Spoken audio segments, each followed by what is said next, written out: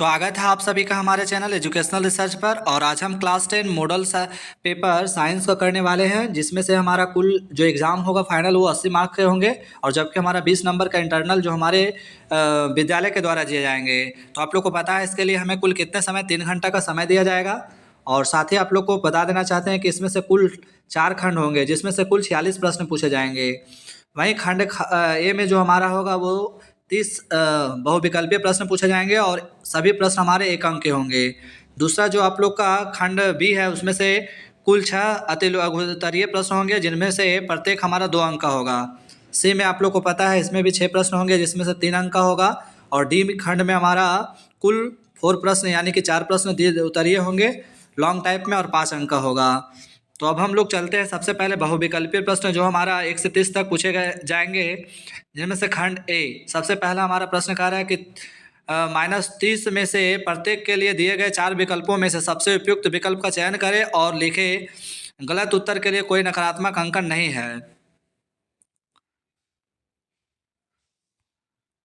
तो खंड ए में हमारा 1 से लेकर जो हमारा 30 प्रश्न होंगे वो बहुविकल्पीय प्रश्न होंगे। तो सबसे पहले हम प्रश्न संख्या 1 की ओर चलते हैं, जिसमें से कह रहा है निम्नलिखित में से कौन सी अभिक्रिया ऊष्माशोषी अभिक्रिया है। तो बच्चों आप लोग को पता है यहाँ पे ऑप्शन दिया गया है कोयले का जलना, बी कह रहा है वनस्पति पदार्थों का खाद में अपघटन, और सी कह रहा है श्वसन प्रक्रिया, और डी में है कैल्शियम कार्बोनेट का अपघटन करके त्वरित चूना और कार्बन डाइऑक्साइड बनाना। तो इसका जो सही आंसर होगा ऑप्शन नंबर डी के साथ चला जाएगा, कैल्शियम कार्बोनेट का अपघटन करके त्वरित चूना और कार्बन डाइऑक्साइड बनाना, यानी ऑप्शन नंबर डी हमारा करेक्ट होगा। साथ ही चैनल पर नए हैं तो लाइक सब्सक्राइब शेयर करना ना भूलें, क्योंकि यह वीडियो सभी बच्चों के लिए काफ़ी मददगार साबित होने वाला है। इसी तरह प्रश्न संख्या 2 की ओर चलते हैं। प्रश्न संख्या 2 कह रहा है कि नमी वाले दिन हाइड्रोजन क्लोराइड गैस तैयार करने के दौरान गैस को आमतौर पर कैल्शियम क्लोराइड युक्त गार्ड ट्यूब से गुजारा जाता है। गार्ड ट्यूब में लिए गए कैल्शियम क्लोराइड की भूमिका है। तो काफ़ी अच्छा प्रश्न है। और प्रश्न संख्या 2 जो हमारा उसका करेक्ट आंसर हो जाएगा गैस से नमी को अवशोषित करना, ये हमारा सही आंसर हो जाएगा। अब हम प्रश्न संख्या 3 की ओर चलते हैं, जिसमें से कह रहा है निम्नलिखित में से कौन सा समजातीय श्रेणी में नहीं देखा जाता। तो समजातीय श्रेणी में नहीं देखा जाता, आप लोग को पता है कि रासायनिक गुणों में परिवर्तन ये जो है समजातीय श्रेणी में नहीं देखा जाता है, जबकि CH4 जो हमारा वो समजातीय श्रेणी का ही उदाहरण है। तो ऑप्शन नंबर ए जो हमारा वो करेक्ट आंसर हो जाएगा। इसके अलावा आप लोग को CaCO2 का प्रचलित नाम आप लोग को आना चाहिए। तो ब्लीचिंग पाउडर या विरंजक चूर्ण कहते हैं, आप लोग इसे नोट कर लीजिएगा।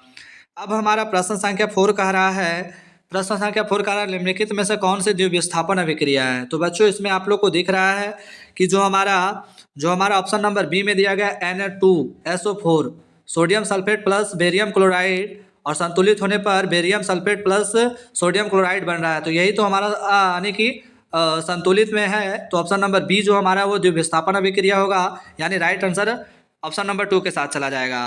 तो आप लोग देख सकते हैं यहाँ पे हमारा केवल जो बी वाला ऑप्शन है, केवल बी वाले जो ऑप्शन है वो हमारा सही आंसर हो जाएगा, यानी कि बी सही आंसर है। तो अब हम लोग इसी तरह से प्रश्न संख्या 5 की ओर चलते हैं। प्रश्न संख्या 5 कह रहा है कि जल का विद्युत अपघटन एक अपघटन अभिक्रिया है। जल के विद्युत अपघटन के दौरान मुक्त होने वाली हाइड्रोजन और ऑक्सीजन गैसों का मोल अनुपात है। तो इसका अनुपात पूछा जा रहा है। तो ऑप्शन नंबर जो हमारा 5 है, इसका जो सही आंसर हो जाएगा ऑप्शन नंबर बी के साथ चला जाएगा, 2:1 हो जाएगा। तो बी हमारा करेक्ट आंसर होगा। साथ ही चैनल पर नए हैं तो लाइक सब्सक्राइब शेयर करना ना भूलें, क्योंकि यह वीडियो सभी के लिए महत्वपूर्ण है। साथ ही आप लोग को बता देना चाहते हैं कि प्रश्न संख्या 6 जो हमारा कह रहा है कि एक जलीय घोल लाल लिटमस घोल को नीला कर देता है। निम्नलिखित में से किस घोल को अधिक मात्रा में मिलाने से यह परिवर्तन उलट जाएगा, मतलब उल्टा हो जाएगा। तो आप लोग को पता है कि जब हम इसमें हाइड्रोक्लोरिक एसिड मिलाते हैं तो ये उल्टा हो जाता है, यानी ऑप्शन नंबर डी जो हमारा है वो करेक्ट आंसर हो जाएगा।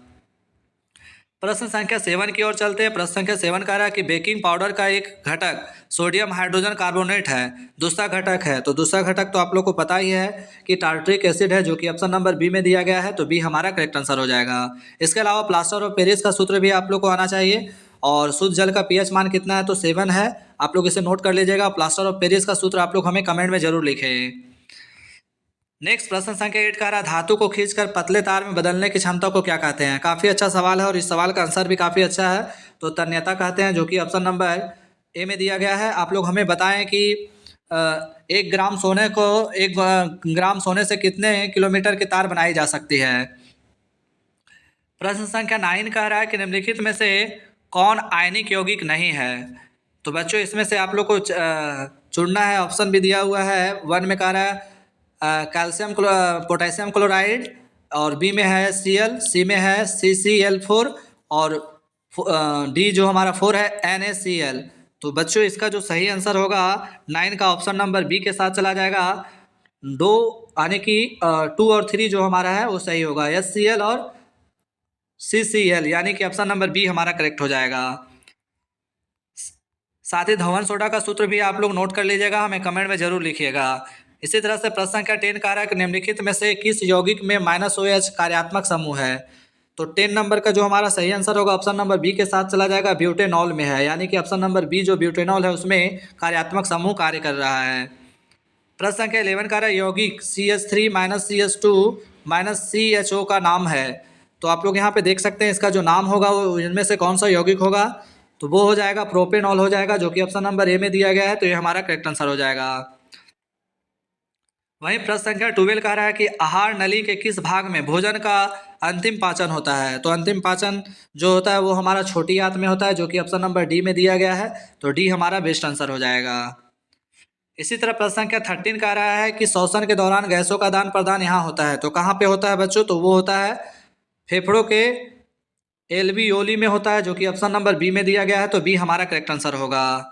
अब हम 14 नंबर प्रश्न की ओर चलते हैं। तो 14 नंबर जो हमारा प्रश्न कह रहा है कि मस्तिष्क के बारे में निम्नलिखित में से कौन सा कथन सत्य है। पहला कह रहा है मस्तिष्क का मुख्य सोचने वाला भाग पश्च मस्तिष्क है, श्रवण, गंध, स्मृति, दृष्टि आदि के केंद्र अग्र मस्तिष्क में स्थित है। तीसरा में कह रहा है लार, उल्टी, रक्तचाप जैसी अनैच्छिक क्रियाएं पश्च मस्तिष्क में स्थित मेंडुला द्वारा नियंत्रित होती है। और 4 में कह रहा है सेलिबेरियम शरीर के मुद्रा और संतुलन को नियंत्रित नहीं करता है। तो इसका जो सही आंसर होगा बच्चों वो हमारा चला जाएगा 14 का जो है सी के साथ चला जाएगा, केवल 2 और 3, यानी कि ऑप्शन नंबर जो हमारा सी है वो करेक्ट हो जाएगा। यानी कि जो श्रवण, गंध, स्मृति, दृष्टि आदि के जो केंद्र है वो हमारा अग्र मस्तिष्क में होता है। लार, उल्टी, रक्तचाप जैसी जो अनैच्छिक क्रियाएं वो पश्च मस्तिष्क में होता है। तो इसी तरह से प्रश्न संख्या 15 की ओर चलते हैं। प्रश्न संख्या 15 क्या कह रहा है कि बेमेल जोड़ी का चयन करें। तो यहाँ पे 15 का हमारा सही आंसर जो चला जाएगा एड्रेनालाइन प्यूटरी ग्रंथि में चला जाएगा, जो कि ऑप्शन नंबर ए के साथ चला जाएगा। तो यही हमारा जो है सही जोड़ा है। प्रश्न संख्या 16 कह रहा है एक फूल में नर और मादा युग्मक अंकुरन कोशिकाएं उत्पन्न करने वाला भाग है। तो इसका जो सही आंसर होगा 16 का वो ऑप्शन नंबर सी के साथ चला जाएगा, पराग कोष और अंडाशय है, जो कि ऑप्शन नंबर सी में दिया गया है। पराग कण में होते हैं तो पराग कोष होते हैं, आप लोग इसे नोट कर लीजिएगा। इसके अलावा मादा जनन का हार्मोन का नाम अगर पूछा जाए तो एस्ट्रोजन है, और नर हार्मोन का नाम पूछे तो टेस्टोस्टेरोन है। साथ ही वीडियो को लाइक, सब्सक्राइब, शेयर करना ना भूलें, क्योंकि यह वीडियो सभी के लिए महत्वपूर्ण है। अब हम अमीबा यानी कि 17 में कह रहा है अमीबा, स्पायरोगायरा और ईस्ट में प्रजनन की एक समान विशेषता यह है कि, तो उसमें समानता की विशेषता क्या है, तो वे अलैंगिक रूप से प्रजनन करते हैं, ये समानता है, यानी कि ऑप्शन नंबर ए हमारा करेक्ट आंसर होगा। 18 नंबर प्रश्न कर रहा है नीचे दी गई सूची में से उस लक्षण का चयन करें जिसे अर्जित किया जा सकता है। अर्जित मतलब प्राप्त किया जा सकता है लेकिन विरासत में नहीं मिलता। तो काफ़ी अच्छा प्रश्न है, और ये जो हमारा है ऑप्शन नंबर सी के साथ चला जाएगा, शरीर का आकार। 19 नंबर प्रश्न कह रहा है कि प्राकृतिक चयन द्वारा प्रजातियों के विकास का सिद्धांत दिया गया था। तो ये किसके द्वारा दिया गया था, आप लोग को बताए थे पहले वाले वीडियो में भी कि ये दिया गया था, डार्विन के द्वारा दिया गया था। जैव उद्विकास का सिद्धांत भी इसी ने दिया था। और प्रश्न संख्या 20 जो कह रहा है निम्नलिखित में से कौन सा कथन सत्य है। तो बच्चों प्रश्न संख्या 20 का जो हमारा सही आंसर है, एक उत्तल लेंस में 4 डायऑप्टर शक्ति होती है जिसकी फोकस दूरी 0.25 मीटर होती है। तो आप लोग को पता है कि 1/4 को जब हम 1 में भाग देंगे, 4 से 1 में भाग देंगे तो हमारा क्या होगा, 0.25 मीटर प्राप्त होगा, यानी कि ऑप्शन नंबर ए जो हमारा वही हमारा सही आंसर है। अब हम प्रश्न संख्या 21 की ओर चलते हैं, जिसमें कह रहा है निम्नलिखित में से किसमें अनंत पर रखी गई वस्तु का प्रतिबिंब अत्यधिक छोटा और बिंदु आकार का होगा। तो बच्चों 21 का जो हमारा सही आंसर होगा ऑप्शन नंबर डी के साथ चला जाएगा, उत्तल दर्पण, उत्तल दर्पण, उत्तल लेंस और उत्तल लेंस। इसी तरह प्रश्न संख्या 22 यानी कि 22 नंबर जो हमारा प्रश्न कह रहा है कि एक व्यक्ति 2 मीटर से अधिक दूरी पर रखी वस्तुओं को स्पष्ट रूप से नहीं देख सकता। इस दोष को निम्न क्षमता के लेंस का उपयोग करके ठीक किया जा सकता है। तो यहाँ पे हमारा कौन सा हो जाएगा, पावर जो होगा वो हो जाएगा हमारा -0.5 डायोप्टर, यानी कि ऑप्शन नंबर बी इसका करेक्ट आंसर होगा। प्रश्न संख्या 23 कह रहा है कि प्रकाश के निम्नलिखित में से कौन सी घटनाएं इंद्रधनुष के निर्माण में शामिल है।